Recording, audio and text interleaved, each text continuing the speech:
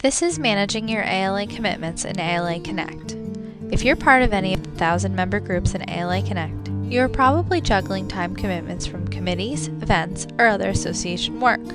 While ALA Connect can't help you organize your personal life, it can clearly and concisely organize your ALA work in one central location. This is how you do it.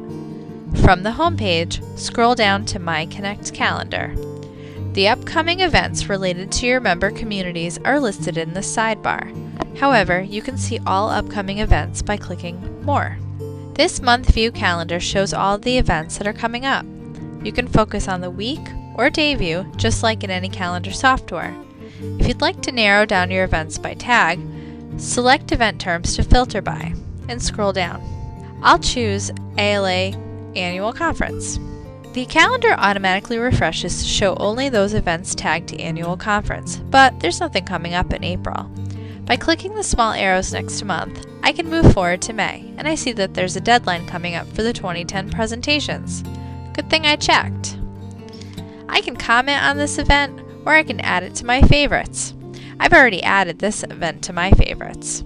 To see them, I visit my profile and choose the Favorites tab.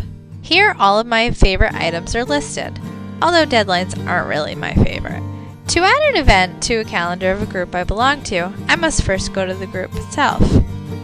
Then I can click on the Add link next to Calendar. Here I'll enter all the information about my meeting or other event. If you have more questions about how to add information to an event, visit the Calendar FAQ page under Help. After I add my event, it is now listed in the group's calendar. If other members of your group have chosen to receive notification each time something's posted, they'll receive an email. So, if you're just practicing, give them a heads up first, or choose a time that day and then laugh at them when they panic. For more info about ALA Connect, visit the Help community or use the Contact Us form if you have questions. This has been managing your ALA commitments in ALA Connect.